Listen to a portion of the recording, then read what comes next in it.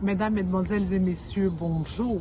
Très ravi de vous retrouver, comme vous le savez, tous les dimanches en 15 pour parler d'agriculture, des ressources animales et halieutiques. Nous avons aujourd'hui la possibilité de cultiver ce que nous consommons dans notre jardin, dans des espaces réduits, afin de permettre à tous de consommer ce qu'on appelle des produits bio. Je vous invite à suivre ces 26 minutes. On y va avec le reportage. On ne le soulignera jamais assez, l'importance de consommer des fruits et légumes frais. Les légumes verts sont riches en vitamines, vitamine C, antioxydants, en fibres, en sels minéraux et surtout faibles en calories. Un bon point pour garder une bonne santé tout au long de sa vie. Les légumes verts, il y en a une tonne de variétés et selon une définition appropriée, un légume vert est un légume tout simplement frais. En Côte d'Ivoire, la culture de légumes se fait un peu partout dans les régions et les bas-fonds sont les sites les plus utilisés. Parfois, par manque d'espace, la culture hors sol est la mieux indiquée pour certains.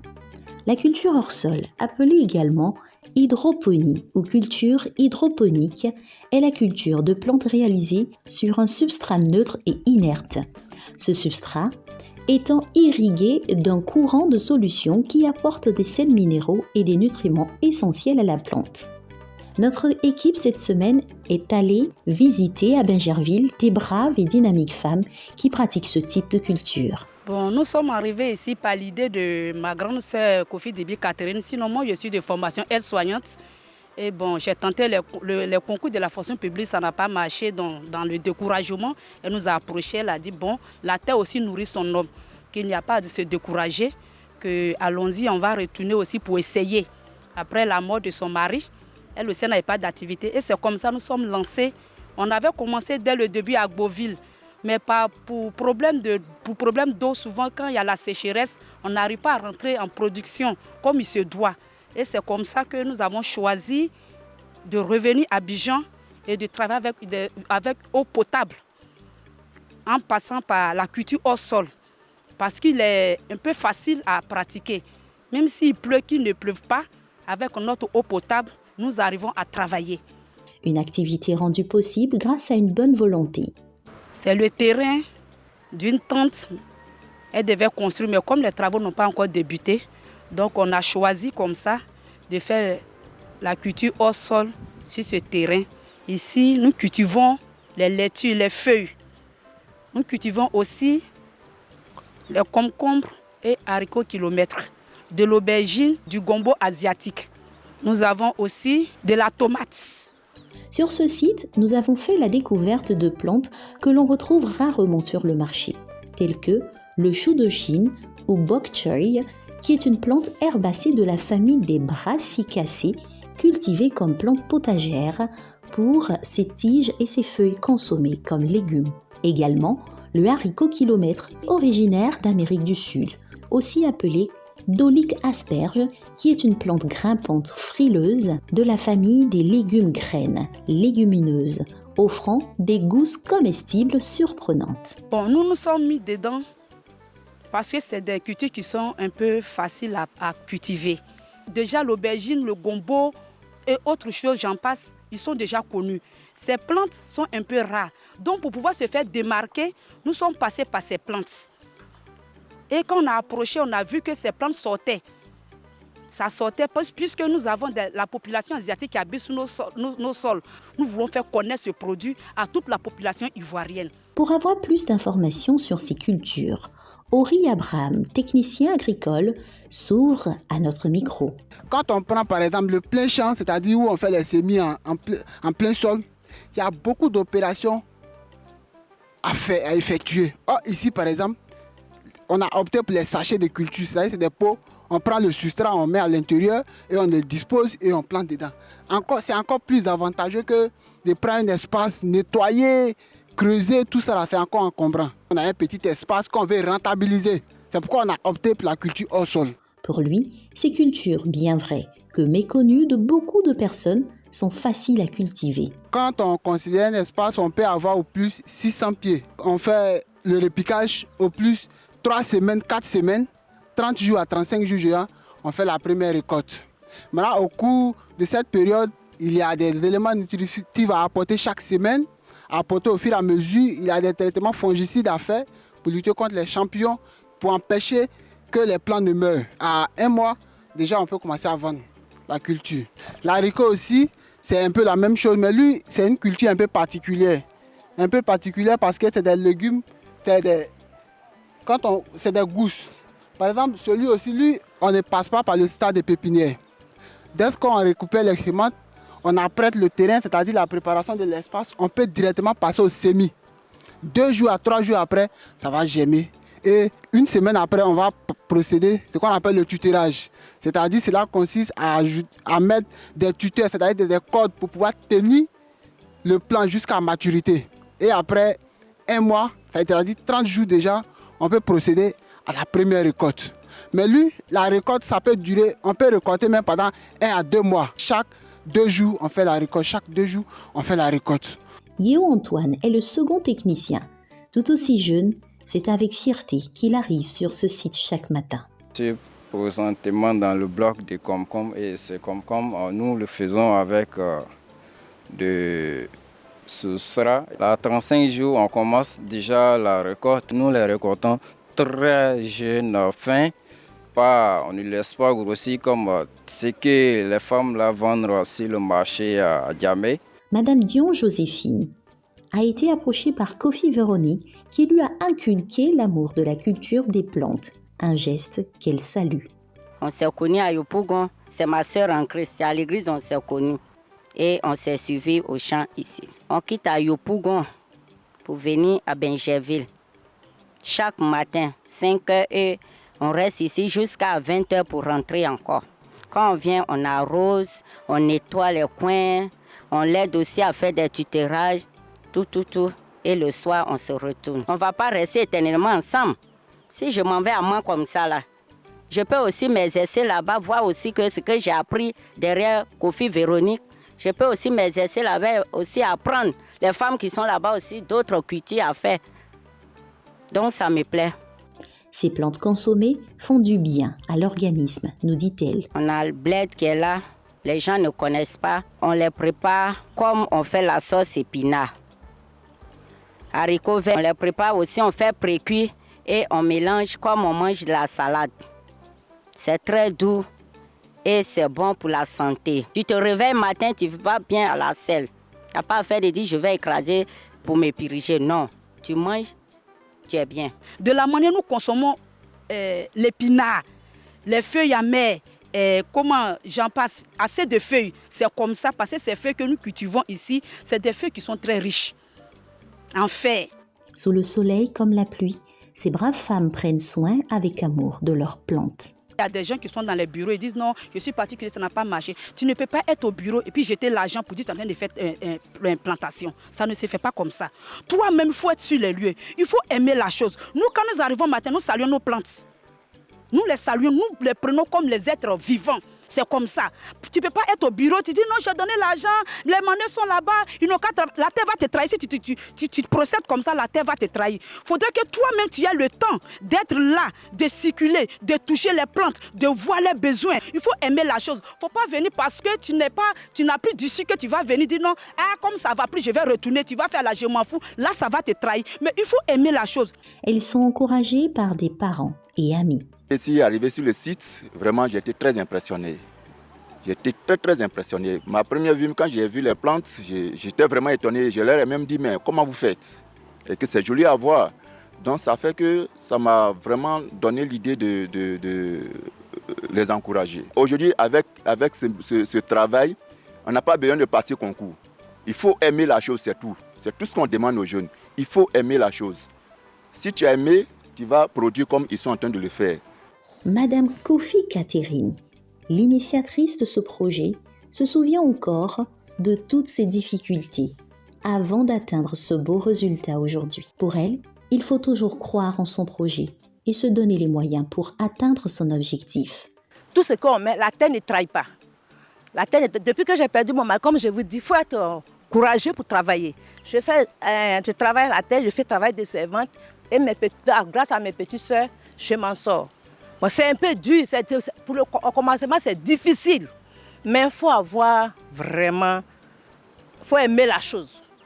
Voilà, c'est difficile, il faut aimer la chose. Ça fait plus de 5 ans qu'on est dedans, mais je dis à mes petits soeurs, on ne se décourage pas, on va arriver. Malgré leur bravoure, les difficultés ne manquent pas. Moi, j'aime vraiment l'agriculture. Bon, on fait un grand espace, on a un problème de l'eau, tout ça là. Les difficultés sont de plusieurs ordres. Ici, par exemple, je suis chargé aussi de la commercialisation. Voilà, ici, chargé de la commercialisation. On a un marché. Actuellement, nous avons un marché, mais la première difficulté, c'est qu'on n'a pas assez de marché pour pouvoir écouler tous nos produits. Le peu de marché qu'on a, arrivé à un certain moment, quand le marché est encombré, déjà, nous, on a un problème de livrer nos produits. Ça, c'est la première difficulté. La deuxième difficulté avec les dames, on n'a pas assez de moyens pour bien construire des serres, pour avoir des cultures de qualité. À partir de leur petite expérience de la culture de ces légumes, elles se disent disposées à partager leur savoir-faire. Nous sommes disposés, nous sommes au nom de 3 femmes, nous avons 2 techniciens qui sont avec nous. Donc nous sommes là, ces personnes qui veulent apprendre à cultiver ces plantes, à travailler comme nous travaillons la terre, qu'ils viennent, qu'ils n'aient pas peur. Il y a un technicien qui est là, qui va nous apprendre. Nous-mêmes, nous apprenons avec lui, c'est comme ça. Il peut nous rejoindre, il peut apprendre avec nous. Ici, le site est là, bien vrai, nous travaillons, mais c'est comme un lieu d'apprentissage que tout le monde peut apprendre et s'en sortir avec ces plantes. Elles souhaitent agrandir leur activité, alors d'éventuels partenaires et bonne volonté sont les bienvenus. Nous, notre doléance, c'est un cri de cœur. Aujourd'hui, la propriétaire peut venir pour dire non, je veux construire mon terrain. On n'a plus de choix. Pourtant, on a déjà habitué les Ivoiriens à manger cette plante. Est-ce qu'on va s'arrêter là comme ça? Est-ce qu'on n'aura plus d'activité? Nous, on veut continuer. Nous, on veut évoluer dedans. On veut prouver à tout le monde autour de nous que travailler la terre, c'est plus intéressant. Travailler la terre, c'est encore se donner une valeur à soi-même. En temps normal, on doit encore s'aimer pour pouvoir remplacer, pour ne pas que le produit manque sur le marché. Surtout, c'est notre cri de cœur. Parce que quand le produit manque, ça devient cher et on n'arrive pas à bien se nourrir. Or, sinon, on a un grand site. Là, comme ça, on fait des abris grands. Et au fur et à mesure, on a le temps de produire assez. On peut livrer sur tout l'étendue. On peut livrer partout. C'est vrai, nous n'avons pas assez de moyens. On ne dit pas forcément que les gens... Il peut y avoir des gens de bonne volonté nous faire des dons. Mais s'il y a des gens qui ont des espaces, qui ont des moyens, qui veulent nous accompagner et puis se faire rembourser, c'est possible. Nous sommes disposés à cela. Nous avons besoin de personnes de bonne volonté qui ont des terrains, qui ont des moyens, qui veulent investir dans l'agriculture. Nous sommes disponibles ici à Benjerville. Nous sommes ouverts à tout le monde. Aujourd'hui, heureuse du résultat obtenu, elle profite de notre micro pour passer des conseils, mais également des remerciements à l'endroit des bienfaiteurs. Ces personnes qui nous ont accompagnés, comme notre grand frère Laurent Ma, comme notre grand frère V. Patrice, notre grande sœur Kofi Dibi Catherine qui a eu même l'idée de nous envoyer dans ce domaine.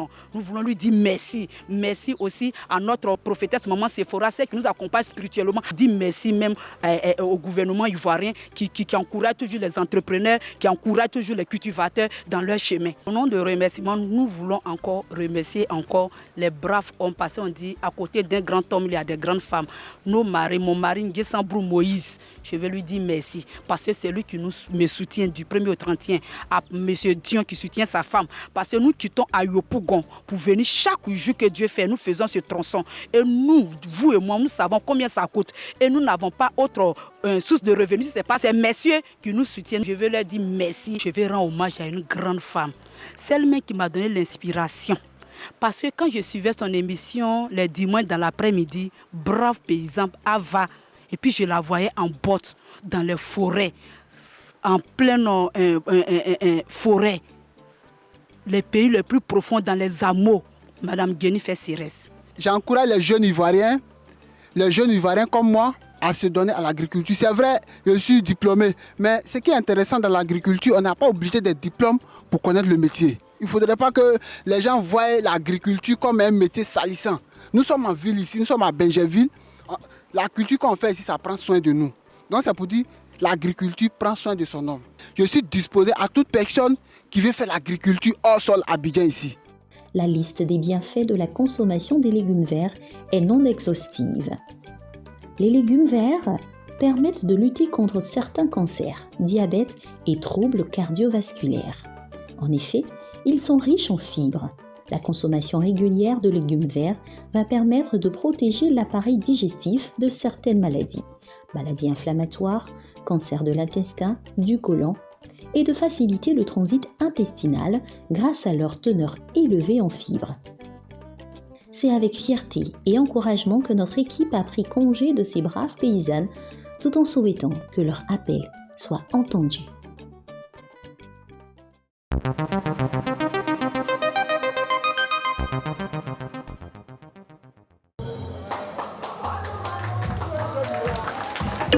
Le dimanche 29 août 2021 a vu l'inauguration du collège Mian Kofi Séraphin d'Abokro. En effet, Abokro est situé à 8 km de Mbayakro dans la région de l'Ifou. L'étude de la carte scolaire de la région révèle le fait que les enfants parcourent plusieurs kilomètres à la recherche de la connaissance et du savoir. Ainsi, les enfants, loin de leurs parents, sont livrés à eux-mêmes et sont exposés aux grossesses prématurées et à la délinquance juvénile. Pour tenter de remédier à cela, l'équipe de Côte d'Ivoire Copropriété décide d'ouvrir un collège de proximité afin d'aider la population de Abokro et des villages voisins. Le collège MKS de Abokro comporte 4 bâtiments, dont un bâtiment administratif et des salles de classe. Ce moment de réjouissance a noté la présence de plusieurs cadres et autorités administratives de la région, dont le sous-préfet de Mbayakro, le représentant du conseil régional, M. Traoré Adam Kolia, la directrice régionale de l'éducation nationale et de l'alphabétisation de l'Ifou et le représentant du chef du village de Abokro. Il a remercié Alomo Kwasi et ses collaborateurs de Côte d'Ivoire Copropriété pour ce geste salvateur. Les filles vont au moins pouvoir aller à l'école jusqu'au secondaire, au supérieur et puis pourquoi pas devenir des grands cadres. Quant aux garçons, je pense que c'est une opportunité aussi. Ils ont encore plus de chances de pouvoir poursuivre leurs études. Alomo Kwasi, président de Côte d'Ivoire Copropriété, a salué tous les cadres et fils de la région et s'est aussi adressé aux parents afin qu'ils puissent prendre soin de cette école. Déjà, on avait senti cette nécessité-là. Ça nous a poussé à créer le premier collège du peuple Guin à Bonguera. Et donc ici, nous faisons le premier collège du peuple à Gué. C'est difficile, mais nous faisons ce que nous pouvons pour aider l'État de Côte d'Ivoire dans sa grande et profonde politique de scolarisation généralisée. Une seule personne ne peut pas résoudre tous les problèmes d'une communauté. Donc mettons-nous ensemble pour réaliser des projets. Quant aux représentants du parrain, Akanza Dominique, il est tout heureux de participer à l'inauguration de cette école car cela viendra aider les parents et les élèves du village qui rencontraient beaucoup de difficultés. Pour la directrice générale de l'éducation nationale et de l'alphabétisation de l'Ifou, les promoteurs sont à saluer car ils sont à leur 2e école dans la région et exhortent les parents à s'impliquer davantage dans l'éducation de leurs enfants. En 5 ans de présence en Sainte-Reine, ils sont à leur 2e établissement secondaire privé. Alors nous leur disons grand merci au nom de Madame la ministre de l'Éducation nationale et de l'alphabétisation. Il faut éviter que les enfants aillent loin. Donc, demander si les enfants ont été déjà affectés à Abokro ou à Mbayakro, que ces parents-là viennent demander des réaffectations pour que nous ramenions les enfants plus près des parents. Parce que vous savez que lorsqu'ils sont loin des parents, ils sont livrés à eux-mêmes. Pour les filles, c'est la grossesse en milieu scolaire. Les garçons, c'est la drogue ou bien le broutage, comme on le dit. Donc, il faut que chaque partenaire s'implique dans la gestion de son enfant. Pour finir, le sous-préfet a profité de cette occasion pour prodiguer des conseils aux parents. Je pense que ce genre d'initiative est à encourager. Et nous l'avons dit au nom de monsieur le préfet, qu'il serait bon que les mutuelles de développement s'inspirent de cet exemple-là pour accompagner l'État dans le développement. Les artistes de la région, quant à eux, se sont mobilisés pour rendre ce moment très festif. Il faut noter que Côte d'Ivoire Copropriété est une structure dirigée par des jeunes agriculteurs et a son actif plusieurs réalisations au profit du monde rural, dont des ponts bascules pour l'achat de l'EVA, des stations-service et d'écoles. Événement attendu par tous les férus de gastronomie à base des épices et condiments, le Salon des épices et des condiments a ouvert ses portes du 12 au 15 août 2021 à l'espace Triangle de la Riviera Palmeraie. Pour un coup d'essai, ce pari fut un coup de maître pour les initiateurs Ira Service et la boutique Curcuma de faire connaître la chaîne de valeur des épices. En effet, lors de ces rencontres, plusieurs thématiques ont été abordées au cours des panels de haut niveau durant les 3 journées par des experts chevronnés en la matière. Le professeur agrégé en médecine, Techi, et Madame Conan nous expliquent les bénéfices nutritionnels des épices. Abordant la question de l'entrepreneuriat comme solution pour l'autonomisation des jeunes et des femmes, Madame Kofi Ruth nous donne quelques orientations. Si on peut apporter des conseils de part et d'autre à différents jeunes ici qui sont là, qui se posent la question, est-ce que vraiment j'ai besoin d'1 million déjà pour entreprendre? Je pourrais dire non. Moi, je commençais avec les moyens de bord et toi aussi, tu peux commencer avec tes moyens de bord. Donc, en tant que femme, en tant que jeune, je vous encourage à aller au bout de vos rêves, aller au bout de vos idées. Seul le travail paye. Le défi de la transformation des produits agricoles, cas des épices, a été étayé par le docteur Nendien Charlemagne. L'épineux problème de financement a trouvé des sources avec M. Séné Paté en call conférence et développé par Dr Zouzoua Dominique en présentiel. Ce que nous constatons, c'est que les panélistes pensent qu'ils sont des entrepreneurs, mais en la réalité, ils ne le sont pas. Ils ne sont pas des entrepreneurs. C'est maintenant qu'ils débutent le projet entrepreneurial. Donc le partage que nous avons eu avec eux ce soir, c'était d'abord qu'ils se mettent dans le canevas d'entrepreneurs et qu'après, ils s'orientent vers les sources de financement adéquates pour leurs activités. La diversité des produits à base d'épices proposés par les exposants ayant suscité la curiosité des visiteurs et la nôtre nous a amenés à connaître les vertus et bienfaits de ces différents produits. Le jus de petit cola est bon pour la santé. Il traite ces histoires d'hypertension, de ballonnement. Souvent, il y a des personnes qui mangent qui n'arrivent pas à bien digérer. Ça lutte aussi contre la fatigue.